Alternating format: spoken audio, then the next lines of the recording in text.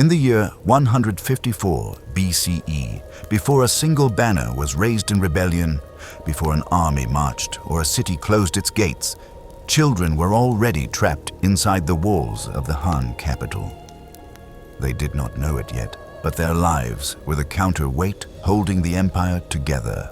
The system was already moving, the flaw was already embedded, and when it failed, no battlefield would absorb the cost, only families would.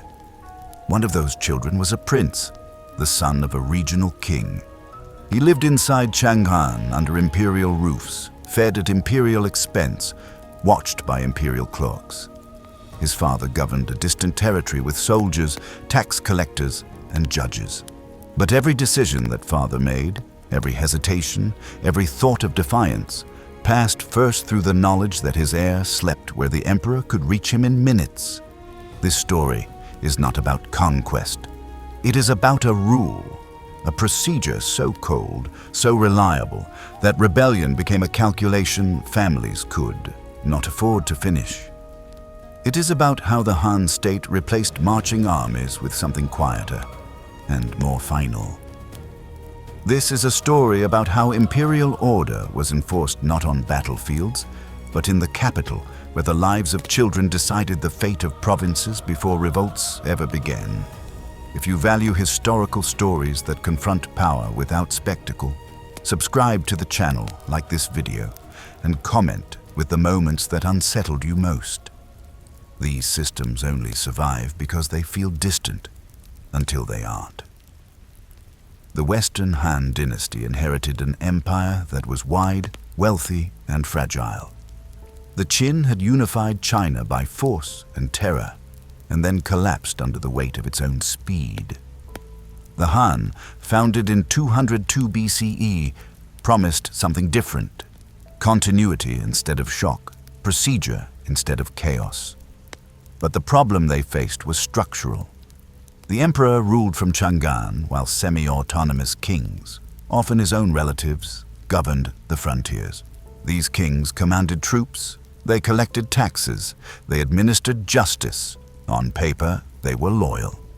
In reality, they were dynasties waiting for opportunity. By the early 2nd century BCE, the court understood the danger clearly. Armies could suppress a revolt after it began, but victory came late and at high cost. Rebellions destroyed farmland, drained treasuries, and forced the emperor to rely on generals who themselves accumulated power. Every suppression carried the risk of creating the next threat, so the Han court looked for a way to end rebellion earlier, not faster, earlier. The solution did not announce itself as cruelty. It arrived dressed as ritual, education, and trust. Sons of regional kings were summoned to Chang'an. Officially, they came to study the classics, to learn court etiquette, to be molded into proper Han nobles. They lived near the palace. They attended ceremonies. They were given stipends, tutors, and ranks. The language was careful. These were not prisoners. They were guests, but no child came alone. Each arrival tightened an invisible cord stretching from the capital to a distant province. Each boy was a living guarantee that his father would think twice. The court did not invent hostage-taking. Warring states' rulers had traded sons as security for treaties centuries earlier. What the Han perfected was procedure. This was no emergency measure, no improvised response to crisis. It became normalized, expected, written into governance. By the reign of Emperor Jing, and later formalized under Emperor Wu of Han, the presence of elite children at court was no longer remarkable. It was simply how loyalty was maintained. And it worked, at least at first. Provincial rulers learned the boundaries quickly. A delayed tax shipment could be explained. A missed conscription quota might be forgiven. But rumors of mobilization, secret alliances, or stockpiled grain reached Chang'an fast. The Han bureaucracy was dense, redundant, and patient. When a report arrived, clerks did not argue philosophy. They checked names. If suspicion hardened into certainty, there was no trial for the child, no negotiation, no warning sent back to the province. The decision did not need drama to be effective. Its power came from predictability. Execution followed procedure. This knowledge reshaped behavior long before it needed to be enforced. Kings argued with ministers, not with the emperor. Generals were rotated. Fortifications went unexpanded.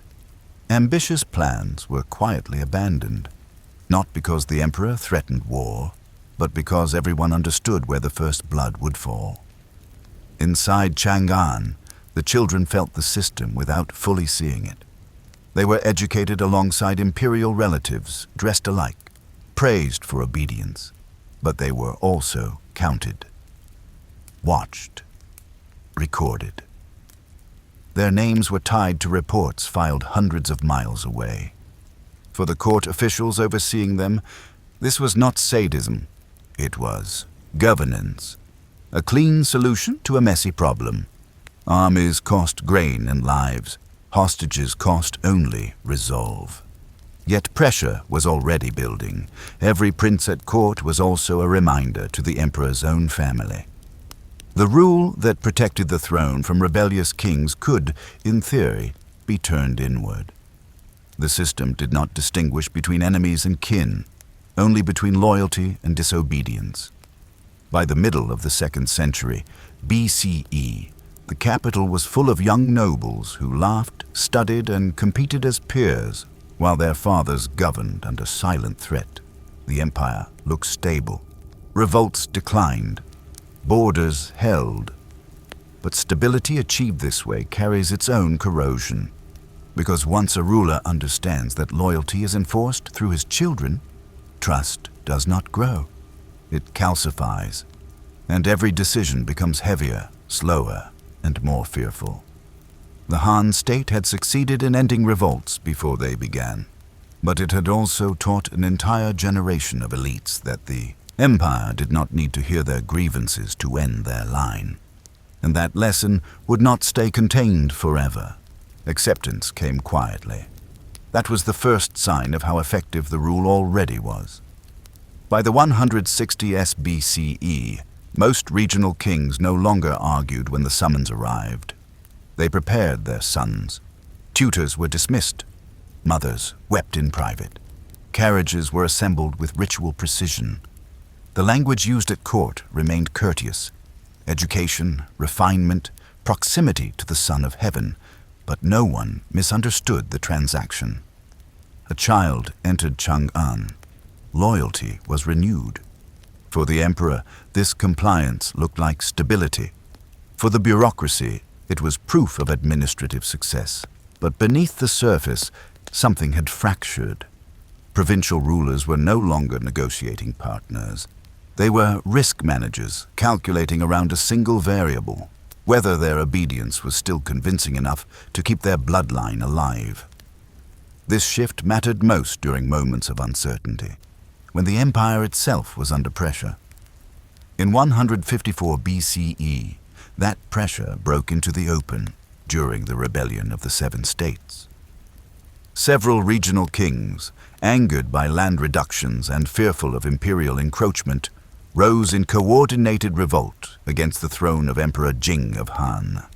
Armies moved, cities fell, tens of thousands died. But what mattered just as much as the battlefield outcome was who did not rebel. Several powerful kings, equally threatened by imperial reforms, remained conspicuously loyal. Their reasons were never recorded as policy statements, but the structure explains the silence. Their heirs were in Chang'an. Some were barely adolescents. Others were old enough to understand exactly what a single report of treason would trigger. The rebellion was crushed within months. The participating kings were executed or forced to commit suicide. Their territories were dismantled. Yet the lesson that spread afterward was not about military defeat. It was about sequencing. Those who hesitated survived. After 154 BCE, the hostage system hardened. What had once been framed as education became expectation. A king without a son at court appeared suspicious. A delay required explanation. Clerks noted ages, lineages, health. The sons of kings were slotted into a quiet registry that connected them directly to provincial reports arriving daily at the capital. Imperial officials adapted as well. For them, this system solved multiple problems at once. It reduced the need for preemptive purges. It discouraged coordinated uprisings. It made loyalty visible and enforceable without negotiation. One official recorded that a ruler who governs with his heir in the capital governs with care. The phrase was not meant to sound threatening. It did not need to be. Inside the palace compounds, the children learned to live with ambiguity. They were not shackled. They attended banquets. They studied ritual texts that emphasized harmony and obedience. Some even formed friendships with imperial princes, relationships that felt real, until politics intervened. Their existence was suspended between privilege and annihilation. Parents adjusted in predictable ways. Border defenses were allowed to decay rather than expand. Generals were rotated frequently to prevent suspicion. Local disputes were resolved quickly, even when compromise weakened authority. No decision was worth misinterpretation. This did not create trust. It created silence, and silence bred its own form of instability. Because when policy errors occurred, when tax demands were too high, when grain shipments failed, when floods destroyed harvests, regional rulers could not openly protest. Complaint risked scrutiny. Scrutiny led to questions. Questions endangered children, so problems accumulated. Court officials, seeing compliance, assumed success. Memorials praised the absence of rebellion as evidence of enlightened governance. Emperor Jing's court doubled down on administrative standardization, confident that the worst threats had been neutralized. But beneath that confidence, families were recalibrating loyalty as something transactional rather than moral. Obedience was no longer tied to shared identity or imperial legitimacy. It was tied to survival under surveillance. The hostage policy had achieved what armies could not. It had compressed the timeline of rebellion into a single decision point. Before action, before alliance, before movement. Yet it also changed how power was understood. Kings no longer asked whether a policy was just. They asked whether it was visible. They did not plan revolts. They planned how not to be noticed. And in Chang'an, as more elite children passed through the court, the system grew heavier. Every execution it threatened, even uncarried, rested on the same assumption, that fear would always outweigh resentment. That assumption had not yet been tested, not fully. And when it finally was, the consequences would not unfold on a battlefield first, but in the calculations of families who had learned to live, with a knife held permanently above their lineage. Normalization did not arrive with a decree. It arrived with routine. By the middle decades of the 2nd century BCE, the presence of provincial heirs in Chang'an no longer drew comment. Clerks expected them. Guards recognized their faces. Tutors recycled the same lesson plans year after year. A boy arriving from Qi or Zhao did not mark an escalation. He marked continuity. That was the most dangerous stage of the system. Because once hostage-taking became ordinary, its emotional weight shifted entirely onto the families who lived under it. In the provinces, kings adjusted their households around absence. First sons left, then second sons were groomed as contingencies. Marriages were delayed. Succession plans were written in pencil rather than ink. Wives learned to measure time not by festivals, but by how long it had been since a courier arrived from the capital with proof of life. The human cost was diffuse but constant. A king governing along the northern frontier faced raids, drought, and restless soldiers. Each problem demanded initiative. Each initiative risked scrutiny. A defensive levy could be read as mobilization. A fortified granary could be read as preparation. So problems were managed just enough to survive, never enough to attract attention. This was not paralysis. It was slow erosion. Inside Chang'an, the children aged into the system. They grew taller. Their voices deepened. Some were granted minor court ranks, honorary titles that suggested inclusion. Yet none of that altered the central fact. Their lives were conditional. Imperial officials were careful not to speak of this openly. To do so would puncture the illusion that these youths were merely students. Instead, the system spoke through silence, through the absence of trials, through the certainty that no appeal would be heard if a name was marked. One palace executioner later recalled that he rarely knew why a sentence had been issued. Orders arrived already finalized, names matched, registry entries. Age, lineage, and location were confirmed. The act itself was quick. The paperwork afterward was meticulous. Nothing about the process invited reconsideration. This certainty reshaped court culture. Ministers did not debate whether punishment was excessive. They debated whether it was necessary. Once necessity was established, even indirectly, the outcome followed. For the hostages themselves, understanding arrived unevenly. Some believed for years that their presence was symbolic, that their education was genuine goodwill, that their father's loyalty was assumed, not enforced. These illusions tended to collapse suddenly, often after a peer disappeared without explanation, a seat at lessons left empty, a familiar name no longer spoken. No announcement followed. The absence explained itself. Others understood earlier. They listened carefully to conversations. They tracked messengers. They learned which officials avoided eye contact during tense weeks. These children grew quiet, cautious, obedient in ways that exceeded instruction. The system did not need them to rebel. It needed them to internalize fear. Normalization also changed how rebellion itself was imagined. It ceased to be a dramatic rupture. It became a moral impossibility. To revolt was no longer to challenge the emperor. It was to sign a death warrant for one's own child. That calculation weighed differently on different men. Older kings, whose heirs were already in Chang'an, became the most cautious. Younger rulers, without sons yet summoned, sometimes felt a fleeting sense of latitude. That window rarely lasted. A reminder followed. A request for attendance, a polite summons that closed the gap. By the reign of Emperor Wu of Han, this mechanism was no longer experimental. It was embedded. Wu expanded imperial authority aggressively. Campaigns against the Xiongnu, increased taxation, tighter bureaucratic control. These policies strained the empire. They generated resentment. Yet coordinated rebellion did not materialize. From the court's perspective, this confirmed the system's success. Pressure increased, and still the provinces held.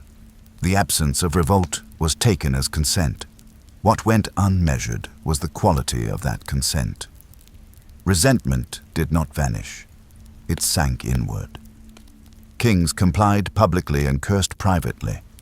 Officials executed orders efficiently and withheld advice. Local elites withdrew from imperial identification and invested instead in family networks and quiet insurance. Trust was no longer the lubricant of governance. Fear was. And fear, unlike loyalty, does not replenish itself. It degrades. It requires reinforcement. Each year without enforcement made the threat feel abstract. Each year with enforcement risked exposure. The system depended on a balance that could not be calibrated precisely. Enough certainty to deter, enough restraint to avoid outrage. By the late 140s BCE, the court had not yet crossed that line. The threat still hovered untested in its most explicit form. Children were alive. Revolts were rare. The mechanism appeared humane by its own standards. But the moral toll was no longer hidden. It lived in households without heirs, in fathers who ruled carefully and slept poorly, in young men who reached adulthood knowing that their deaths would be administrative, not personal. The hostage system had succeeded in making rebellion unthinkable. What it had not done, what it could not do, was prevent the moment when obedience would no longer feel worth the price. And when that moment arrived, the Empire would learn whether a rule designed to end revolts in advance could survive being enforced in full. The reversal did not come with a revolt. It came with a file.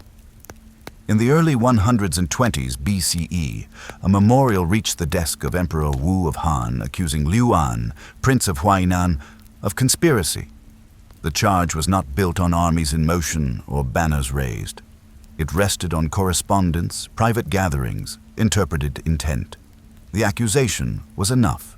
What mattered was location. Liu An's sons were already in Chang'an. The machinery engaged without urgency. Clerks verified lineage. Palace officials confirmed residence. The registry matched. There was no summons sent south, no request for clarification, no chance to correct course. The system did not require escalation to justify action. Suspicion was sufficient once entered into the record. This was the moment the hostage policy revealed its irreversible core. Liu An was ordered to take his own life in 122 BCE. His sons were executed shortly afterward. Not as defendants, as consequences. The court did not frame this as collective punishment. It was described as procedural necessity. The sons' deaths were not retaliation, they were enforcement. The rule had been applied exactly as designed, without deviation or exception. For the provinces, the lesson landed with brutal clarity. Until this point, the hostage system had existed mostly as threat. Fear had done the work. Now fear had a body count. The executions transformed a theoretical mechanism into lived reality, and every ruling family recalculated overnight. This was not a warning shot. It was proof. Inside Chang'an, the effect was immediate. Hostage princes stopped speculating about release. Palace tutors stopped speaking in hypotheticals. Guards tightened routines, not because rebellion had occurred, but because certainty had been demonstrated. The court executioner involved later described the order as unremarkable. Names, ages, methods, everything aligned with protocol. There was no ceremony, no audience. The bodies were removed before dawn. Though silence afterward was intentional. Silence preserved the rule. In the provinces, kings reacted not with outrage, but with retreat. Projects were cancelled. Troop musters disbanded. Private advisors were dismissed. Men who had once spoken openly about imperial overreach now measured sentences carefully, aware that even overheard frustration could travel. The system had crossed its midpoint, from deterrence to demonstration. What changed was not the emperor's power, but everyone's understanding of it. The rule no longer promised punishment. It delivered it without hesitation. Resistance ceased to be a political option and became a familial gamble with known odds. Imperial officials saw confirmation of success. No rebellion followed Liu An's death. The frontier held. Tax receipts remained steady. In the capital, the executions were cited internally as evidence that decisiveness prevented bloodshed elsewhere. That reasoning carried weight. Yet the enforcement also altered something fundamental inside the bureaucracy. Discretion narrowed. Where once officials debated thresholds, they now deferred to precedent. Liu An's case became a reference point, proof that hesitation was unnecessary and mercy potentially dangerous. Fear moved upward as well as outward. Officials understood that misjudgment could place imperial relatives at risk just as easily as provincial ones. A flawed report, an overzealous interpretation, could trigger irreversible outcomes. Responsibility became heavier, and with it, risk aversion. The system was still functioning. It was now less flexible. For the hostage princes who remained alive, the world narrowed. They understood that survival no longer depended on their behavior, but on distant decisions they could not influence. Obedience offered no protection against accusation. Silence offered no shield. This was the psychological cost the system had delayed, but not avoided. By enforcing the rule openly, the Han court had secured short-term compliance at the price of long-term trust. The policy had proven it could end revolts in advance. It had also proven that it could not distinguish between prevention and destruction. The empire did not fracture that year. It appeared stronger, but every family that absorbed the lesson did so knowing something irreversible had shifted, that loyalty enforced by procedure could not be renegotiated, only endured. And endurance, stretched far enough, becomes something else entirely. In the years after enforcement became visible, the empire grew quieter. That quiet was mistaken for health. From Chang'an, reports looked orderly. Tax registers aligned, grain shipments arrived on schedule. Frontier garrisons reported compliance. The absence of crisis was logged as success, and the hostage policy was credited, privately, approvingly, as the mechanism that made order cheap. But the system was now under a different kind of pressure. It had solved one problem by creating several others, each harder to see. Provincial rulers had learned exactly how little initiative the court rewarded. They governed to avoid attention, not to improve outcomes. Flood control projects were delayed rather than expanded. Road repairs were patched, not rebuilt. Military readiness was kept deliberately ambiguous. A well-supplied army raised questions, an undersupplied one could be explained. The result was stability that looked solid and behaved brittle. Human cost accumulated in small, deniable ways. Soldiers went unpaid longer. Local elites absorbed losses quietly rather than petition the court. Disputes that once would have been escalated were settled privately, often violently, because reporting invited scrutiny. Every choice was filtered through the same calculation. Will this draw a file? Inside noble households, the hostage system restructured family life. Wives managed estates alone. Younger sons were raised as backups rather than heirs. Lineages split their assets to ensure that if one branch fell under suspicion, another might survive. This was adaptation, not rebellion. At court, officials felt the strain differently. The policy had reduced open conflict, but it increased informational fragility. Fewer complaints meant fewer signals. Governors no longer wrote frankly.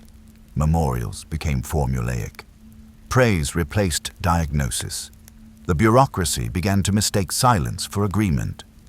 During the later years of Emperor Wu of Han, imperial demands intensified. Wars on the northern frontier drained manpower. New taxes were imposed to fund campaigns. Iron and salt monopolies tightened state control over local economies. Each policy made sense in isolation. Together, they increased pressure on regions already governing defensively.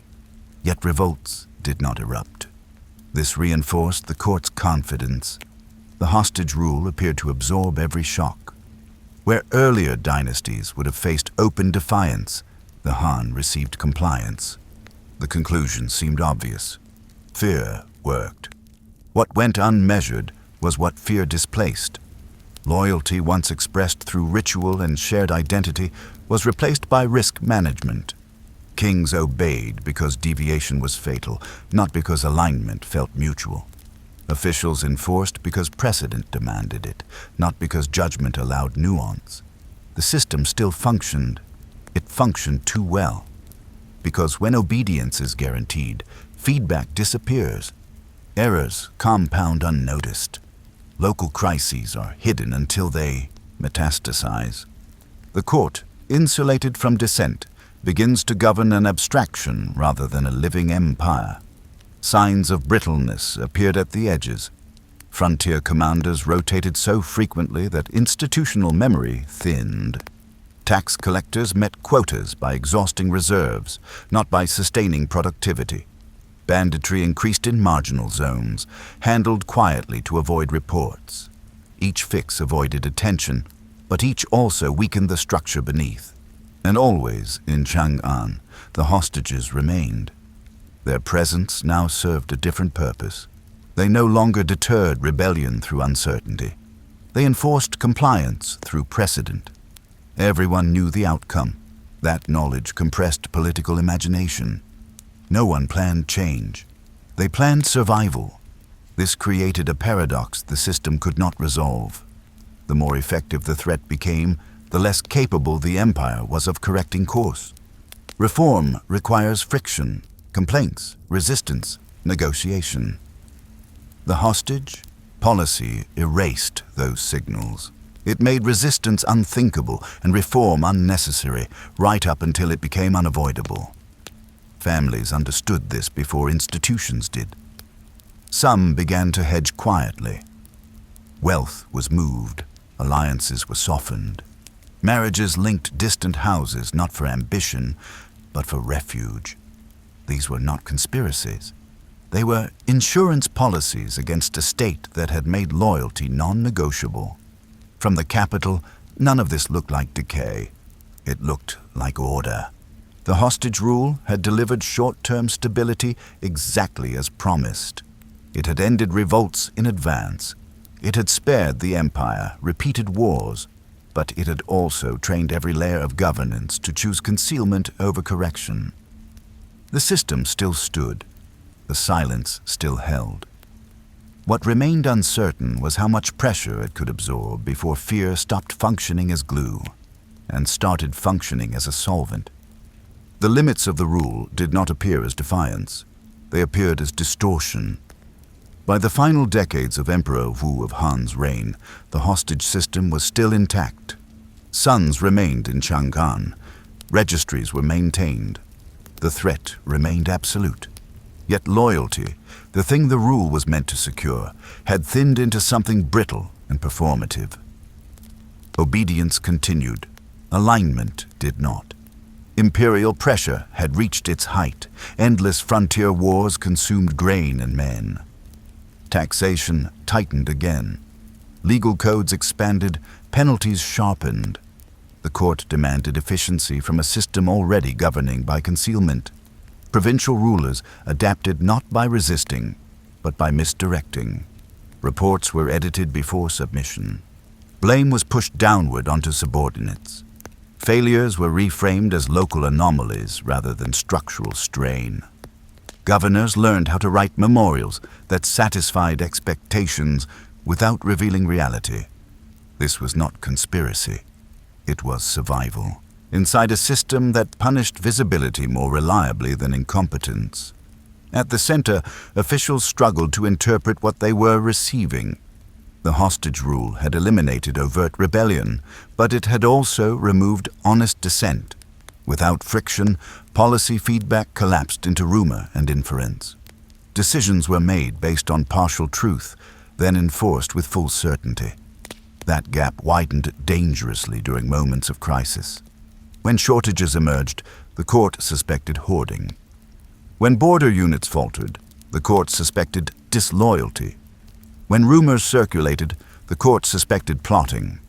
Each suspicion triggered investigation, and each investigation carried implicit risk for families already under threat. Fear no longer flowed only downward. It ricocheted. Officials became cautious not only in judgment, but in association. Advisors avoided controversial recommendations. Silence became professional self-defense. The bureaucracy, once praised for its rationality, began to govern through precedent rather than assessment. The hostage system had frozen political imagination. Provincial kings sensed this before the court did. They understood that loyalty no longer protected them from accusation. Compliance no longer guaranteed safety. The difference between obedience and suspicion narrowed until it became arbitrary. This altered the emotional equation. For some rulers, fear still worked. They complied more thoroughly than ever. For others, a darker calculation emerged. If survival was no longer assured by loyalty, then loyalty itself lost value. That was the edge of the system's reach. The Han state had designed the rule to make rebellion irrational by guaranteeing family death. But as pressure accumulated, the certainty of punishment began to compete with the certainty of decline. If obedience led only to exhaustion, dispossession, or eventual accusation, then the deterrent weakened. This did not produce open revolt. It produced hesitation. Some kings delayed cooperation at the margins. Others redirected resources quietly. A few explored alliances not for rebellion, but for contingency. These movements were subtle, fragmented, and easy to misread, which made them more dangerous, not less. The court responded by tightening procedure further. Investigations multiplied, the threshold for suspicion lowered. The hostage system, once a backstop, moved closer to the center of governance, and that shift carried risk, because every time the rule was invoked, it reminded the elite that the state governed through irreversible harm. Each enforcement solved an immediate concern while deepening long-term alienation. The balance between deterrence and legitimacy grew harder to maintain. By the end of Emperor Wu's reign, the empire still stood. Revolts remained rare. The hostage rule still worked, technically. But loyalty had eroded into compliance without trust, and compliance without trust required constant pressure to sustain. The system could no longer relax without exposing weakness, nor tighten without accelerating decay. The Han state had built a mechanism that excelled at ending revolts before they began. What it could not do was restore belief once fear became the only guarantee.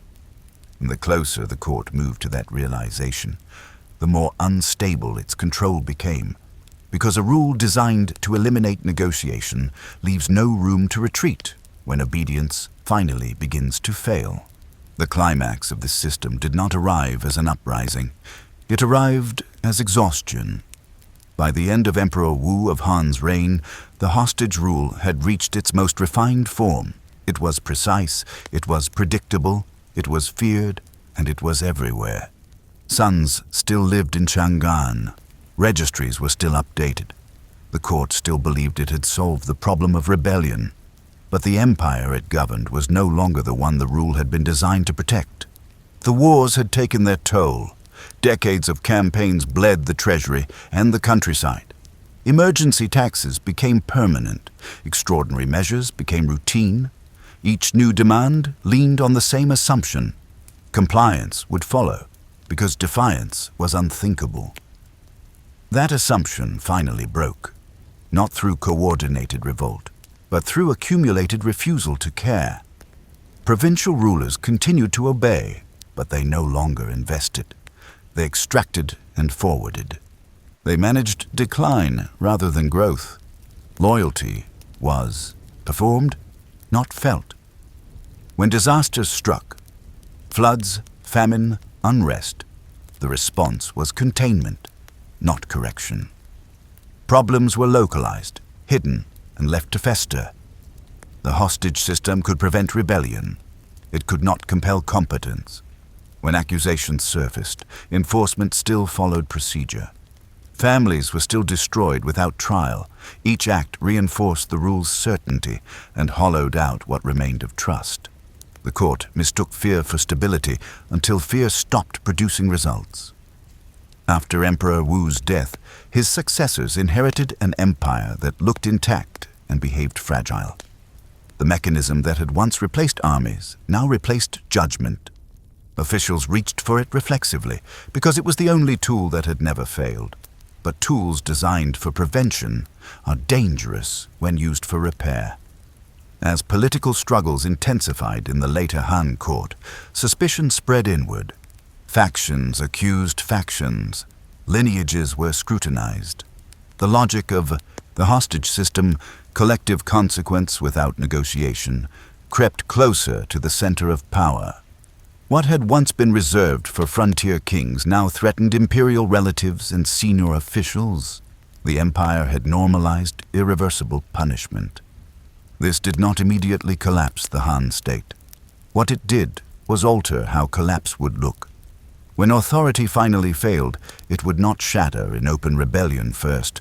It would thin, withdraw, and give way to opportunists who promised relief from a system that no longer listened. The hostage rule had succeeded too completely. By ending revolts before they began, it had also ended the conversation between ruler and ruled. It replaced negotiation with certainty, dissent with silence, loyalty with fear. For a time, that trade delivered peace. Then it delivered stagnation. Finally, it delivered decay. The children who once held the empire together with their lives were never commemorated. Their deaths were administrative, their survival conditional. Their existence proof that the Han state had learned how to govern without asking consent. And that was the irony at the heart of the system. An empire held together by hostages does not fall apart all at once. It endures, long after belief has gone, until obedience itself becomes meaningless. When that moment arrives, no rule, however precise, can substitute for trust.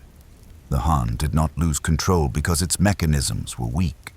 It lost control because its strongest mechanism taught everyone involved that power would never listen, only punish. That lesson outlived the rule itself. Thank you for watching. If this story stayed with you, please subscribe and turn on notifications. If you were a provincial ruler with your child held in Chang'an, at what point would fear stop working, and what would you do then? Let's discuss in the comments below.